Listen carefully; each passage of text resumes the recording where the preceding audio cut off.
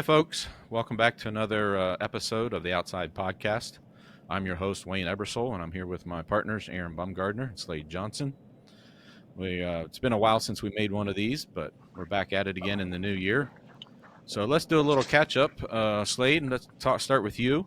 What's been happening in the new year? Man, real estate has been rolling right now. It's the busiest month I've had in 2 years. So, just a lot of deal activity. We're looking at 3 different tracks today, and um, put one under contract this morning. Had 2 closings yesterday. So it's rocking and rolling right now. Just trying to keep the train going, hopefully. Any potential outlook projections or predictions you have for us, given it's 2024 now? I think just from what I'm seeing, I think there's a lot of comfortability with where rates are in the market, especially from the recreational side.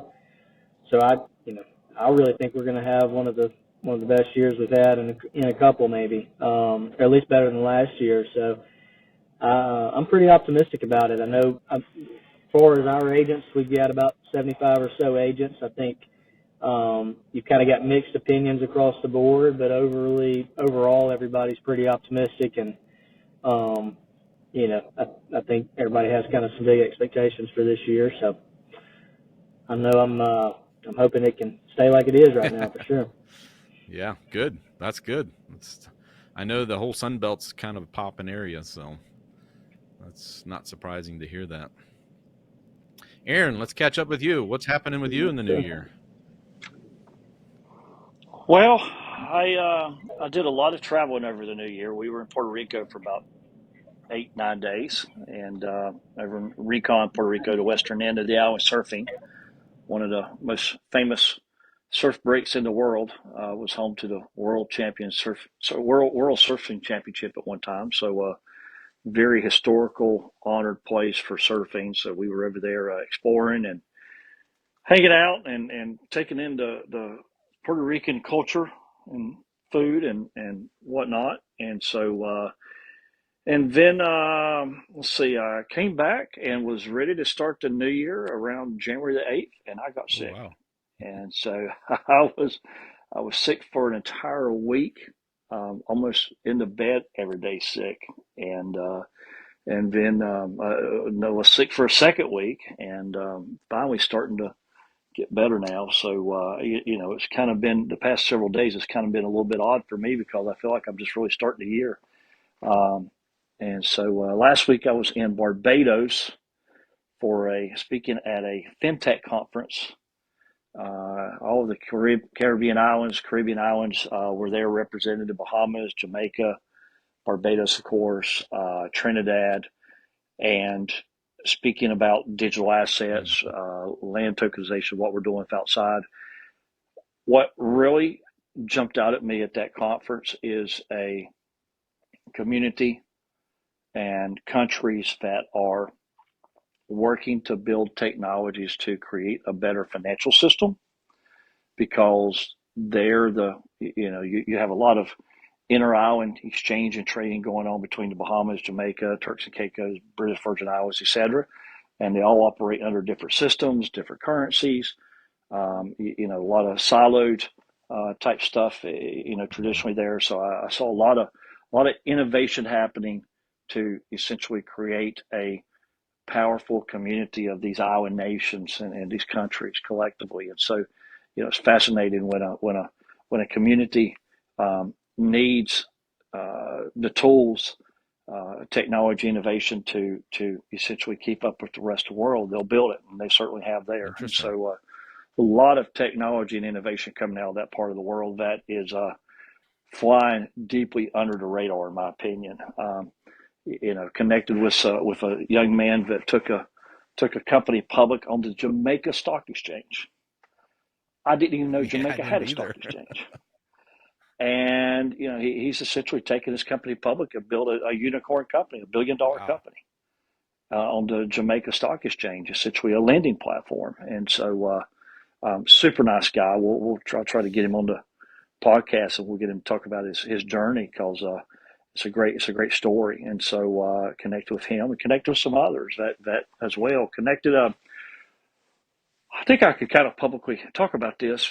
It's our podcast, so it's not like 10 million people are going to see this. But outside is in the early stages of building a partnership with Rohan Marley, son of Bob Marley. And we are essentially going to work together to tokenize some coffee farm opportunities. They have Marley Coffee down in Jamaica. Interesting. So that'll be exciting. And his son, YG Marley, right now is #1 on the reggae charts, trending all across all social media. So Coffee really and reggae. cool. Yeah, really cool time to be connected. So anyway, super. I think a lot of Rohan. Super nice guy, just excellent, down to earth. Easy to get along with, just nice as could be. And then also Chris Jones had dinner with him as well. His father was the lead guitarist for the band Foreigner, so we all had dinner together. So that was really a great Yeah. experience. You could imagine there was a little bit of a dinner table karaoke going on. Don't stop believing was sung Yeah. a few times. There you So go. There you go. Wow, that sounds awesome. Well, good. It's good to hear from you guys. Good to catch up. We do have a guest today. We're going to let him in here shortly. Zak Shaik is from the Dallas Fort Worth area. He's a private wealth manager, a tax strategist, and he helps people save money on their taxes. And we've partnered up with him through his private wealth management to be one of his funds that he provides to his clients that allows them to invest in farmland and conservation projects and actually save money on their taxes. So, Zak, it's good to have you here. Why don't you tell us a little bit about yourself and about your gazillion licenses that you hold and how you got to this point of helping people save money on taxes? Yeah, well, Wayne, thank you for having me, and I'm glad to be here today. So essentially, my journey started 30 years ago. I joined the business when I was only 18 years old, literally right after graduating high school in Long Island, New York. And then as I got one license, I said, well, how does this knowledge connect to other knowledge, what other people do? And I just kept on going and going. Like there's that rap song there where it says something like, my hip bone is connected to my knee bone, and so on and so forth. And that's the journey I kind of took over the years, amassing over 30 licenses and designations, which includes 9 insurance licenses, 3 investment licenses, tax certifications, investment banking, merchant banking, lending, so on and so forth, kept on going and going. So now I'm able to see the financial universe in a fishbowl. And as I've been able to see this thing clearer and clearer, I have realized that despite the best tax advice that accountants, CPAs, even some of the top 5 accounting firms may give, if you compare to what the top accounting firms advice that they're giving to an average CPA at the street corner, it's essentially the same, except they're dealing with 7, 8, 9-figure guys versus the local guys only dealing, with a 6-figure guy. That's really the only difference is what I have found as I travel the country, as I speak to large groups of hedge fund managers and some very, very intelligent people who themselves are attorneys and CPAs, and they are amazed that they're not aware of this knowledge that I am talking about. So what is it that I am talking about, you might be wondering. So we have 5 separate income tax mitigation strategies where, regardless of the type of income you have, for example, W-2 income, 1099 income, or K-1 income, we are able to zero out, literally zero out your taxable income. And this is without Section 179 deductions, without any bonus depreciation, without beefing up your expenses, which is typically the advice tax preparers give to their clients, that, hey, what other expenses do you have to write off? So we get away from all of that. Why? Because it generates an auditable situation. You're very highly likely to get audited for some type of expenses that you may claim. So we like to get away from that and focus strictly on the IRS tax code, which allows us to zero out your income taxes or even your capital gains taxes. And on your capital gains tax side, we have 15 separate strategies that once again allow you to zero out not only your real estate based capital gains, but also your personal property. So I have clients who I have a client out of Boston who bought a Lamborghini Countach for $80,000 15 years ago and sold it for almost $1 million a couple of years ago. So that's personal property. How do you not pay capital gains tax on that personal property? So those are some of the areas that we utilize. So when it comes to your investors who are looking to invest in farmland, a lot of the times they would hear, hey, when you invest in farmland, you get this 30% deduction, right? This 30% number that everybody hears about. They say, well, if you invest in farmland, the government gives you a 30% tax deduction. That particular advice is akin to somebody saying, do Section 179, do a 1031 exchange. These are basic, common, known strategies. Everybody has heard these terms before. Hey, invest in a 401k or something like that, or invest through your self-directed IRA. This is what I call run-of-the-mill, common, basic advice. And what all of these strategies do not do is, number one, they do not zero out your income tax liability. And number two, they open you up to audits because there's a very high likelihood of an audit. So utilizing what we call pre-tax investing strategies, you don't have to be on the crutch of the 30% deduction that the IRS automatically offers without asking. But by asking is what we do, which is utilizing tax code, you can write off 100% or up to 100% of your taxable income. Now, there's a big difference between the term taxable income versus gross income. Gross income is what you bring at the top line, right? Then you take depreciation, your exemptions, your write-offs, and so on and so forth. And you land on this bottom line on the first page of your 1040 that says your taxable income is X. And that's what you pay taxes on. So what we typically say to all of our clients, our CPA clients, our tax attorney partners, is that where a CPA services end is where our services begin. So coming full circle, what this means to anybody investing in farmland or any type of a strategy like that, they're able to exponentially double and triple and even quadruple their IRR, their internal rate of return, because they're able to invest a big chunk of that 30, 40, 50% of the dollars that they would have written a check to the IRS for in terms of their income taxes. They're able to redirect what we call tax rescue dollars into farm investing. So that's free money, right? So although I just said that you can double and triple, but your real rate of return is infinity because it's found money. Would you agree? So Zach, let's back up here a minute. How many different licenses do you have? About 30. 30? 30 licenses and designations. And what exactly do you call yourself? I'm a financial strategist. Okay, you're a financial strategist. Financial strategist. And so you're based where? Dallas, Texas. Okay, and so essentially, you're not a CPA, right? You're not that. You're a private wealth manager. You're private wealth manager. Got it. Okay, so you're a private wealth manager. Okay, got it. Interesting. I just wanted to back way up there and just make sure I had the bases covered. Okay, got it. Absolutely. And a lot of these people, just the way we deal with. So a better way to analogize what I do is that a CPA, a tax attorney, an insurance agent, an investment broker, all of these individuals are like the guy at Jiffy Lube. They know how to change the oil in your car. They specialize in that one particular service that they know about. I'm the engineer who understands how a hood is different from a trunk, not just how to change your oil, although we do offer oil changes on a part-time basis. So the name of the company is Sabur Private Wealth Management. Saber Wealth You got it. Management. Got Yep, it. saber. Okay. And saber is an Arabic word which actually means patience or peace.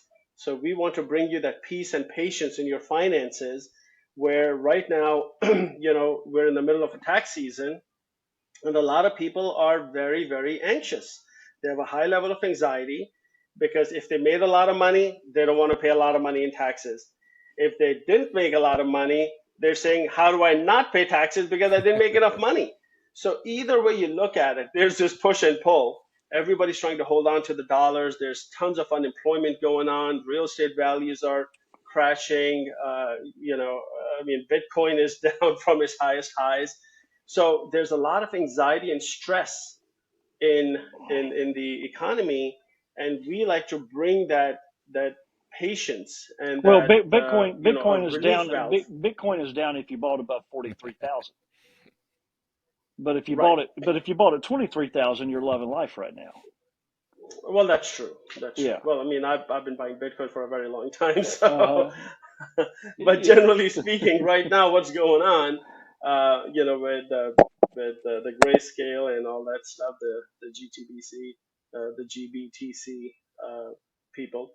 Anyway, coming back to our discussion, so what questions do you think I may answer here that may help your investors and any listeners of this conversation? Well, let me ask I'm looking at the website and trying to get my head around what you do, who you are, what's going on. We clearly, obviously, Wayne, Wayne Slade and I don't know you, and so we may have some questions. You used the Certainly. example about the gentleman that bought the Lamborghini for 80,000 and then sold it for $1 million. It looks like to me that on the website that it says one client at a time, families, charitable organizations, business owners with 5 million to more than $100 million in net worth have consulted Mr. Shaik. Is that typically the minimum threshold 5 million, or can someone that bought an $80,000 Lamborghini and is selling it for $1 million come to you and receive your services? And will you take on somebody that's selling $1 million Lamborghini as opposed to a $20 million net worth? Certainly. So I guess if I understand your question correctly, is that would we work with a lower net worth person? Is that essentially what you're asking me? What is the threshold for how do you get paid? How do you charge? How do you work with the client? How does that all work? Yeah, That's what I'm looking for. certainly. So let me answer your first question first. So to us, when we work with hedge fund partners such as yourselves, we take all comers. So you may have an investor that may only make 100,000 a year, but says, "Hey, I want to invest, but if I can invest more tax efficiently," and because we sort of get them quote unquote in bulk through our hedge fund partner channels, such as Big Sky and Fund.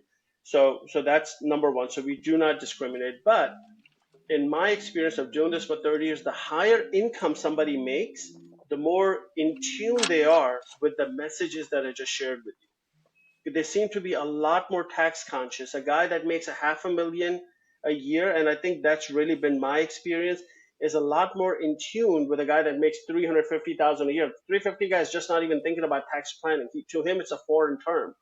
But at half a million, that consciousness wakes up in people's minds for some weird reason, and but if they make 5 million, my God, they're literally drooling at the mouth, talking to me, saying, "Hey, how is this happening?"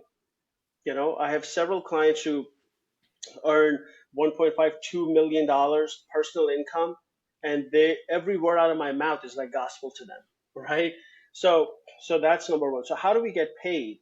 So what we have done to set ourselves apart on top of these advanced tax planning strategies is that we have made it strictly performance based.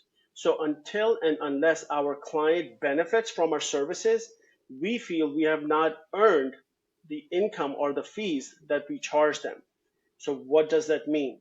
So for instance, if a client had $100,000 income tax bill, now remember, this is a tax bill that their CPA says is now due because they took all the deductions, all the depreciation, every single thing that their CPA or tax attorney could do. But even then, they ended up with a number on which they have to pay taxes.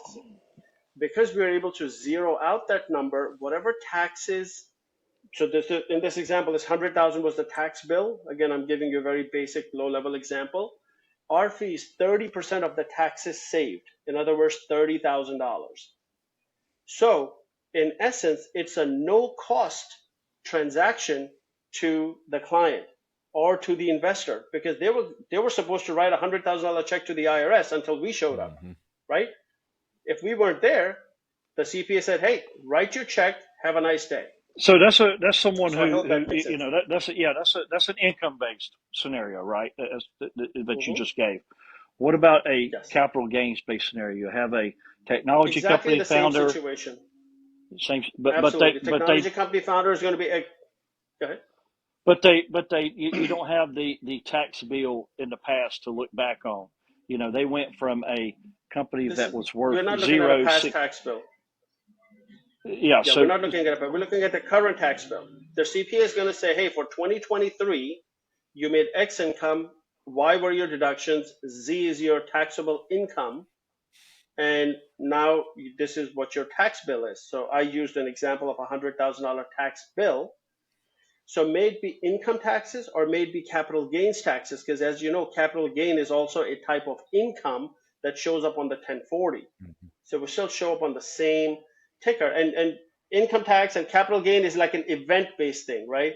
Hey, I started using your example, a tech-based company out of my garage, and now it's called Microsoft.